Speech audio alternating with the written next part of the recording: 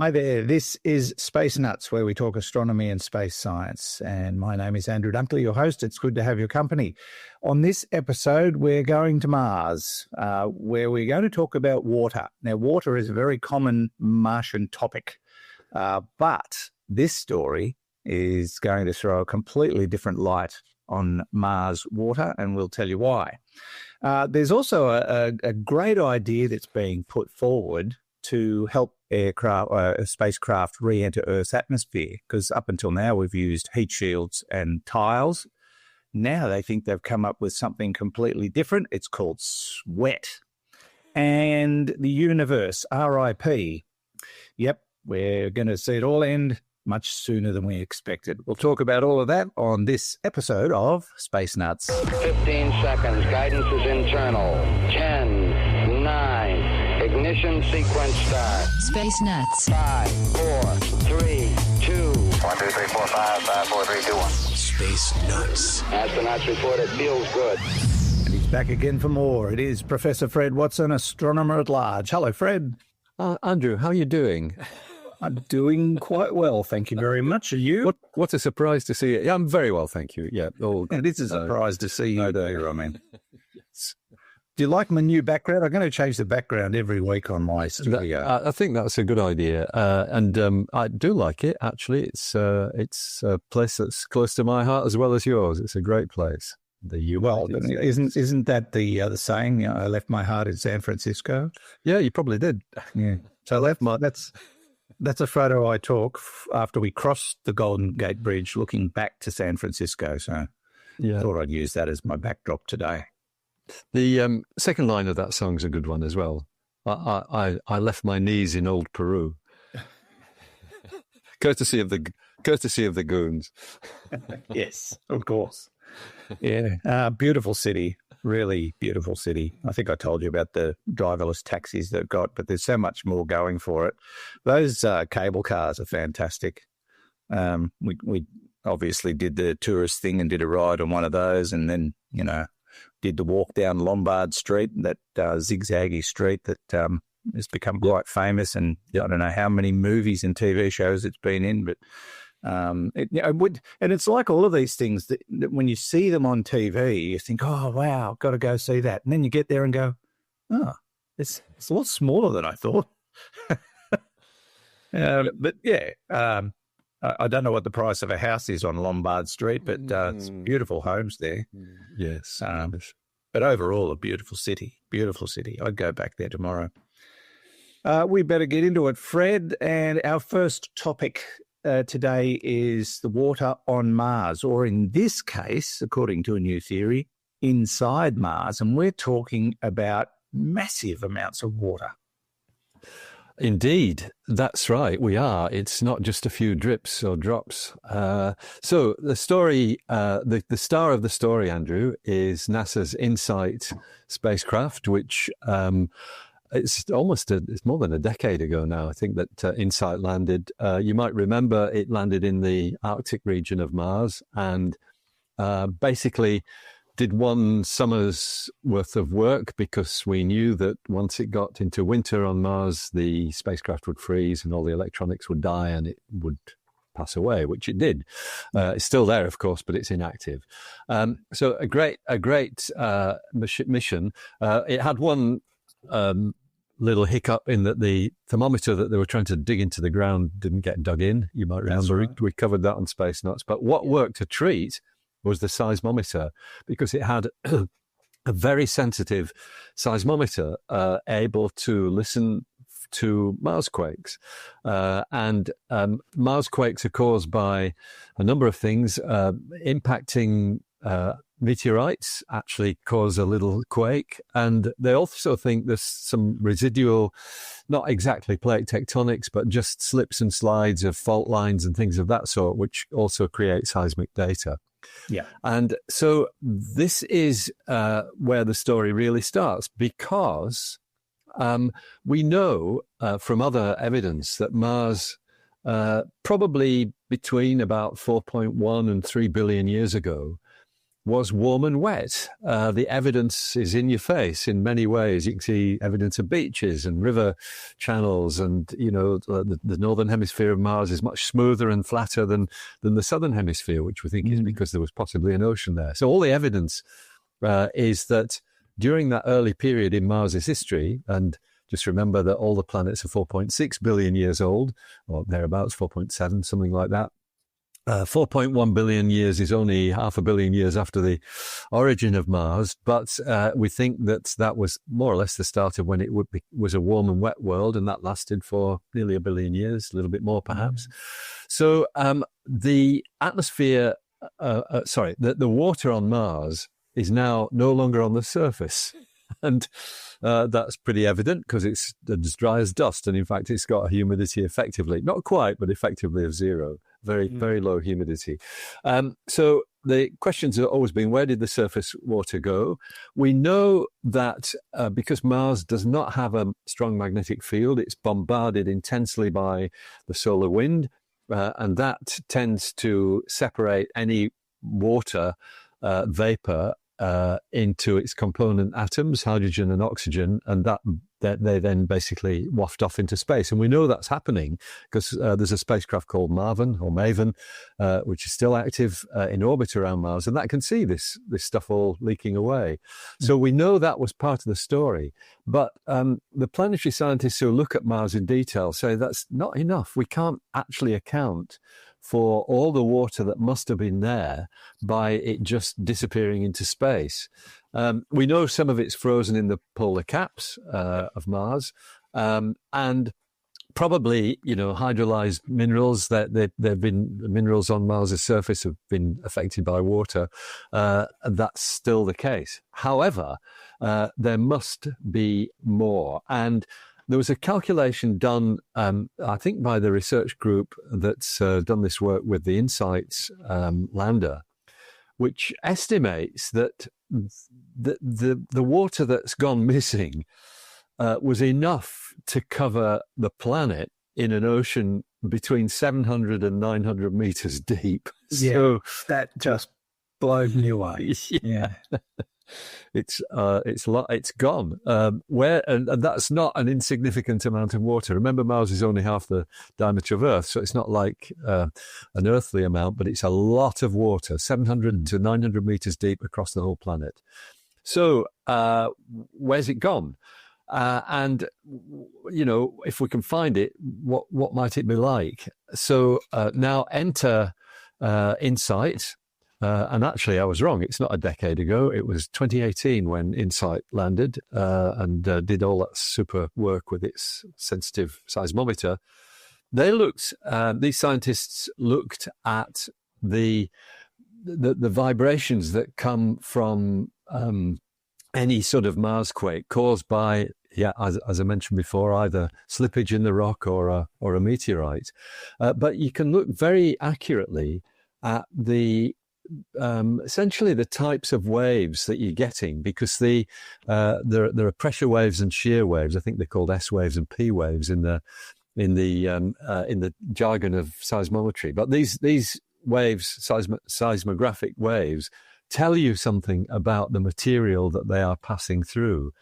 And that is where this story has gone, because these scientists estimate what they call a significant underground anomaly exists in a layer between 5.5 and 8 kilometers below the surface, because they find that these shear waves move more slowly in that region. And the most likely explanation, and remember that's a layer that's, it's 2.5 kilometers thick. That layer, they think, is likely to be porous rock, like we've got here on planet Earth, filled with liquid water, just a little bit like the aquifers. And we've got a great one here in Australia, the Great Artesian Basin, which is... I'm sitting on it, right? You're sitting on it, that's right, you are. Are your feet wet, Andrew? Or No, luckily we do have, as you know, several bores all over the city here, because we can tap the Great Artesian Basin and get that water for domestic use. So we kind of take water from that source as well as from the local river. The river is fed by a huge dam upstream, which is bigger than Sydney Harbour. And yes, that's right, Burrendong Dam. So, we definitely use the aquifer water from the Great Artesian Basin to supplement the city supply. We are actually drought-proof as a consequence of that. We will never run out of water because we sit on the Great Artesian Basin, which basically stretches north to south across the entire continent down this sort of central eastern section. That's correct, yeah. Yeah, it's massive. It is. It's like an underground ocean, basically, and that's what we're talking about with Mars. That's exactly right. And so it's a really nice, connection that we have here in Eastern Australia with Mars. This sort of, it's almost, the rock itself is sponge-like in the sense that it holds the water, the liquid water. Yeah. And the thinking is that because it's at a depth, as I said, a few kilometres, between 5.5 and 8 kilometres, the temperature there is warmer than it is on the surface by quite a long way because of just the internal heat of the planet. And so they think it is actually liquid. And that fits the bill in terms of the seismic waves that they've detected, that you've actually got this liquid water in porous rock. And what's really nice about this story is that if that is a global layer of rock, and it may well be, they calculate how much water is in it. And sure enough, it's enough to cover Mars in a global ocean between, the figures they quote is between 520 and 780 meters deep. Just about the same as what they think is the missing water mass on Mars. So this makes sense. Yeah. I mean, this is still a maybe, not a definite, but the numbers certainly support it. That's what's really interesting about this story. Excuse me. And the question is, if we go to Mars, and I know you don't like this, but they will probably establish colonies there if one man has his way. Will they be able to access it? Could it actually hold microbial life, and could you drink it? Yes, that's right. I mean, the middle question there, the fact that there might be life in it, that's the one that's so intriguing. I suspect at that depth, you'd struggle to get it. But we do know, and again, this comes from InSight. No, it wasn't InSight, was it? It was Phoenix. Yes, Phoenix was a spacecraft like InSight, which was actually the one that was in the Arctic. So I beg your pardon, I said something incorrect before, that InSight was in the Arctic, Martian Arctic, but it wasn't. It was Phoenix. Two spacecraft which was very similar. One was for seismometry. InSight was basically giving us sight of the inside of Mars. And Phoenix was all about basically sampling the surface rock. You remember those classic pictures? They scraped away the top layer of soil, and there was ice. And there's ice underneath it. Yeah.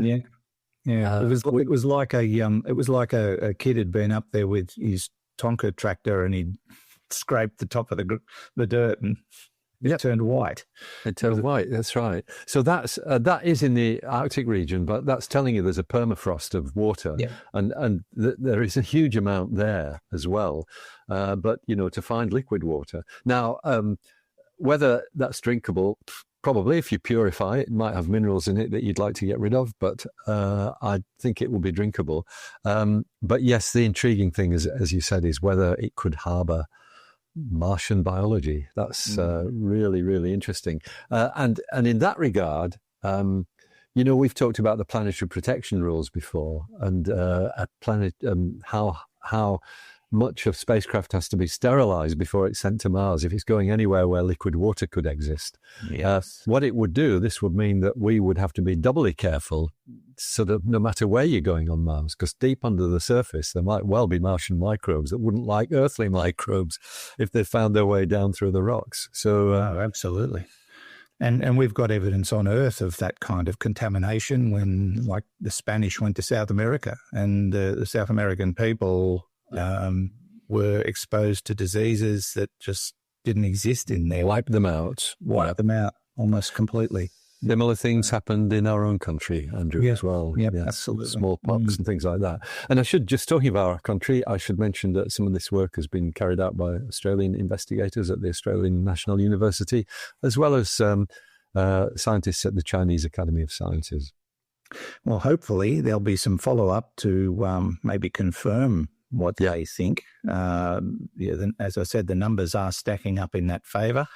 And it will mean that if that's true, Mars is not a dry, dead planet. It's probably a water world, but a different kind of water. And we're seeing more and more of that throughout the solar system. We are indeed. That's right. Very exciting indeed. All right, if you'd like to read up on that, you can see that at the conversation.com website. This is Space Nuts. Andrew Dunkley with Professor Fred Watson. Let's take a little break from the show to tell you about our sponsor, Insta360. I'm going to tell you about their new camera. Just keep in mind, as a Space Nuts listener, there's a special offer for you, and we'll tell you about that in a little while. But Insta360's new camera is very exciting. It's their new flagship 360-degree camera, and it does exactly what it sounds like it does. It can take footage in 360 degrees. All you have to do is push record and it'll do the rest. And it does it in 8K. And they've also enhanced the low light performance, so you'll get outstanding images day or night. If you're a thrill seeker and you love to jump off cliffs and you want a good camera to do that, this will do it for you. If you like to go deep sea diving, you can do that with this camera.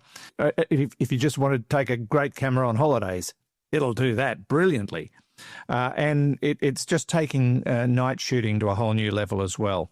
Now, with 360-degree video capture, you can get everything around you just by hitting record, find your focus, choose the best angles later with their AI technology. They've got an AI-powered reframing tool, and you do it all through the Insta360 app. It couldn't be more simple. They have built a really tough camera, and it's got replaceable lenses. So if you bung something up, they can, just get a new lens. It'll take some work to break, though, because it's got very, very tough optical glass. They describe it as a superior drop resistance, and plenty more as well. Now, if you would like to get one of these cameras, they're offering a special deal for Space Nuts listeners. The first 30 purchases will get a free 114 centimetre invisible selfie stick worth around $25 US. That's with your Insta360 X5 standard package purchase.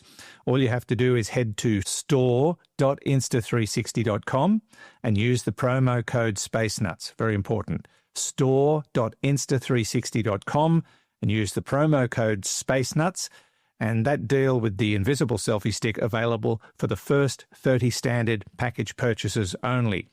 And if you want more information, check out our show notes. But just remember the URL, store.insta360.com and the promo code SpaceNuts.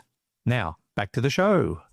Roger, you're loud and clear here also. Space Nuts. Speaking of water, well, not quite, but we've seen over the entire space race to date, which began way back in the middle of the last century, that if you wanted to get a spacecraft back into the atmosphere, you had to be prepared for it to potentially burn up unless you put a heat shield on it, and later those heat-absorbent tiles that were made famous by the space shuttle. And my son has actually got one of those tiles at his place because he got it as a secret Santa through one of the social media websites when they used to do that. And the warning came, do not lick the tile. Apparently it's very toxic.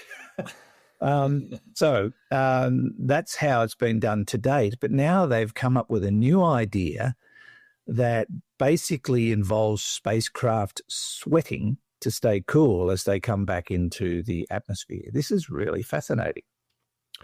It's extraordinary, yeah. And what you've said is absolutely right. The traditional heat shield is called an ablative shield because it ablates, the heat takes it away, and that means that you only use them once. So That's an issue, for example, with the Orion capsule, which is going to be reused. This is the one that will take astronauts to the moon. It's a pretty large piece of kit. And every time you reuse it, you've got to replace that ablative shield that's on or ablative shield, however you pronounce it. It's on the back of the spacecraft. That's the bit that burns away as the spacecraft re-enters. Could you find a way of doing this which was essentially reusable, something else that would actually protect the spacecraft from the intense heat of re-entry? And it's a team at Texas A&M University, partnering with a private concern called Canopy Aerospace, and they've basically developed a 3D printed substance that releases gas when you've got the heat of re-entry. And the reason that's interesting is that gas has a very low conductivity of heat, unlike, a piece of metal or something like that, which conducts heat very, very well. Gas is pretty poor at conducting heat.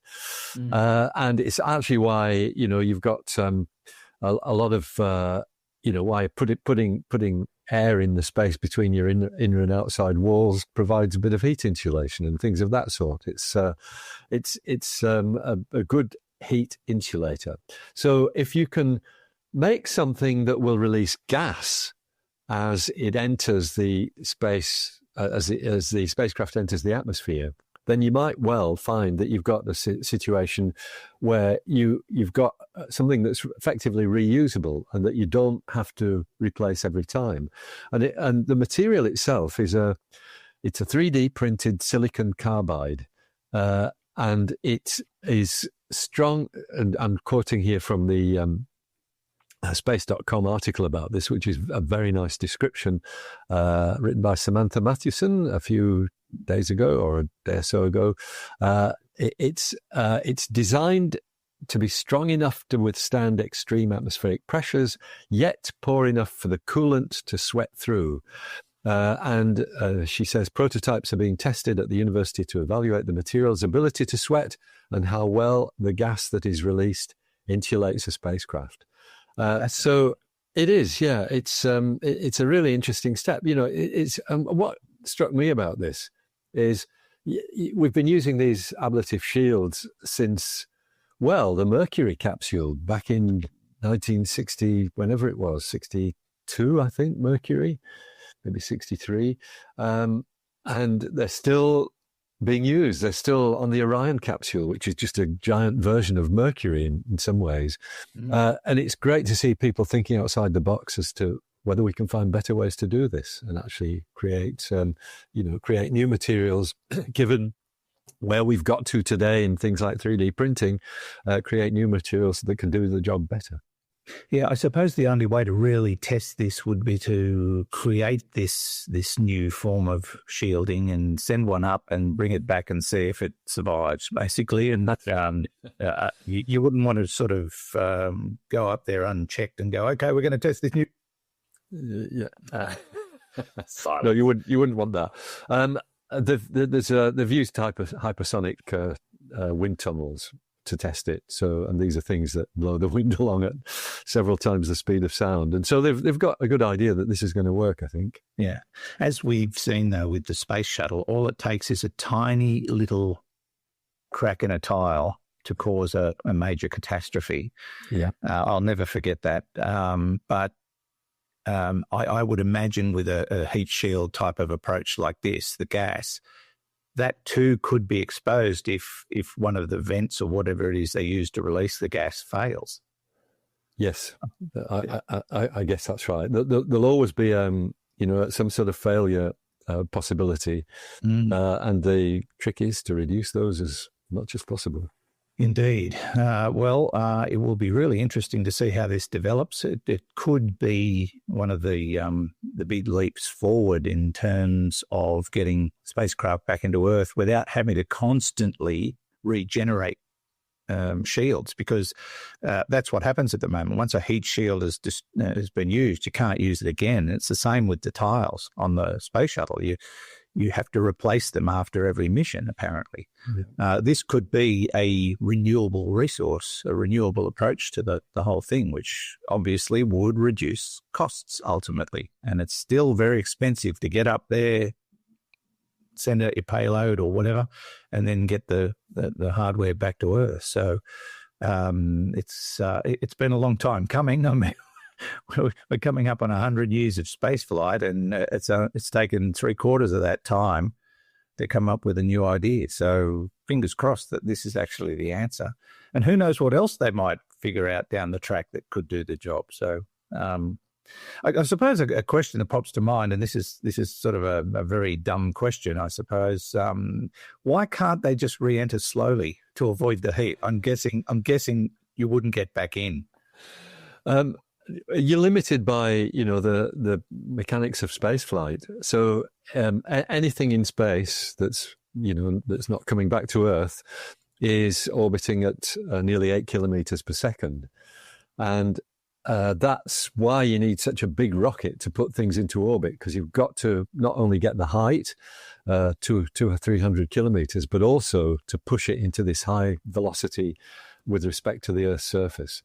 And when you come back, you've somehow got to dump that velocity. You've got to kill it somehow. Now, I do remember when I used to read Dan Dare, the pilot of the future in the Eagle, they used what they called reactor rockets. So you had the spacecraft was in orbit, and then the command that Captain Dan Dare said was blow reactors, and that was forward-firing rockets that slowed the spacecraft down. And that's what they still do.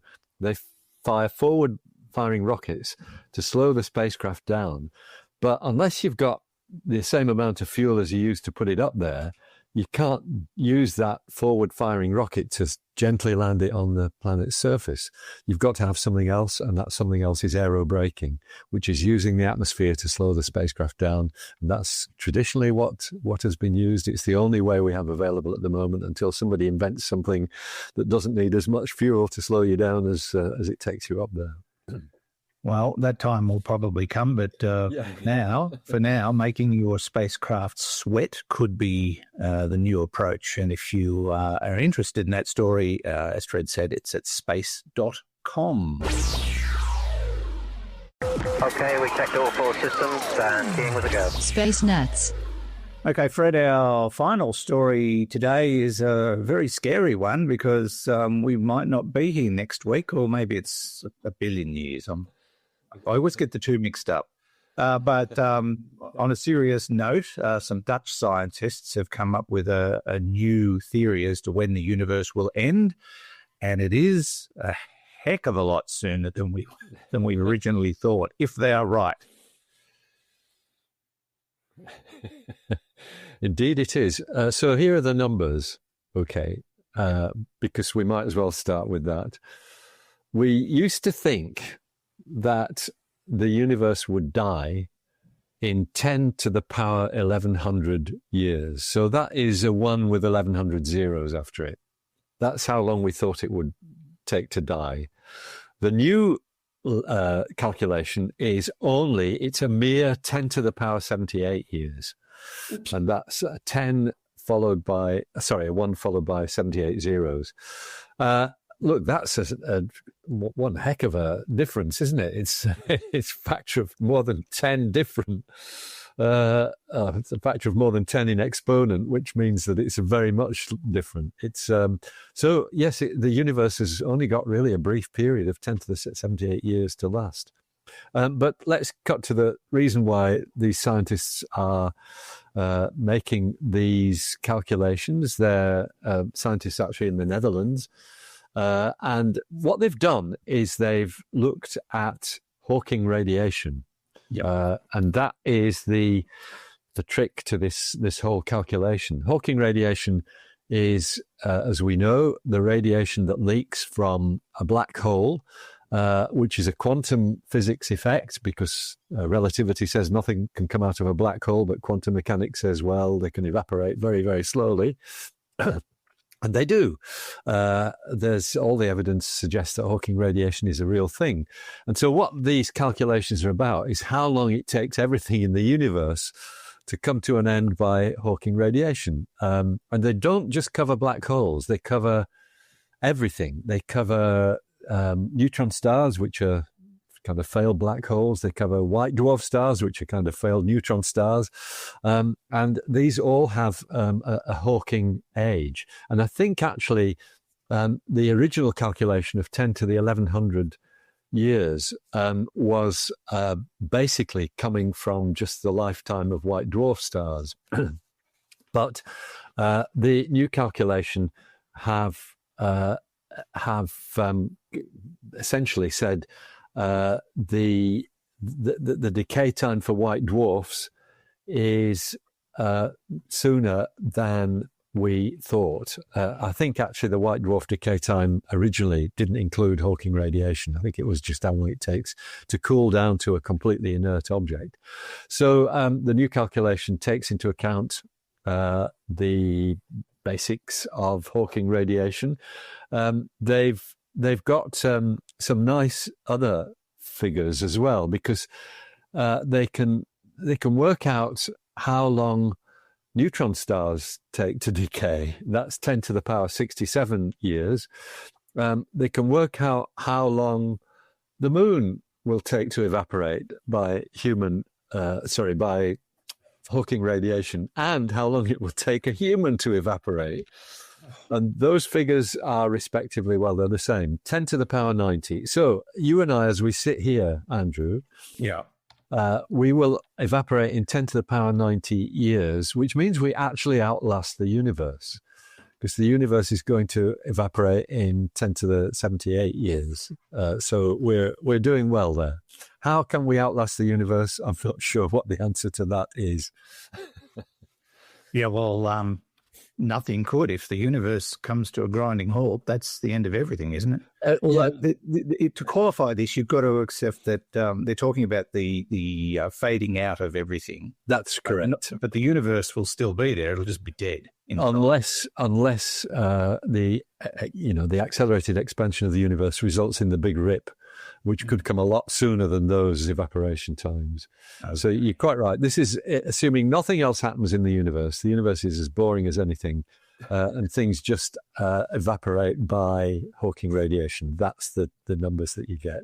Yeah, and there was one other thing we left out of that, and that was the evaporation of brown dwarfs, because they're failed Disney actors. Yeah. So got to take that into account too. And that only takes 88 years. Okay. Very, very good. That's a neat calculation. I think you should write that up for the conversation, Andrew. It's a terrible joke. Horrible. Yeah. No, but it is rather fascinating. So do we know, I don't know if you said it, in number of years, what 10 to the 78 actually means for the universe? Yes, just means 1 followed by 78 zeros. It's a long time. Still a long time. Yeah, and we should be right to pay the water rates next week then. That's right. I mean, put it in perspective, the Earth is probably going to get melted within maybe 4 billion years. What's that? 4 times 10 to 9 years. So, that's going to be a much more immediate problem for us than the evaporation of everything by Hawking radiation. That's assuming humanity has actually survived that long, which is a totally different we might argument, theory, whatever you like. Yeah. All right. That story available through phys.org, phys.org, if you want to read up on it. It's really, really interesting. And that brings us to the end. Fred, thank you very much.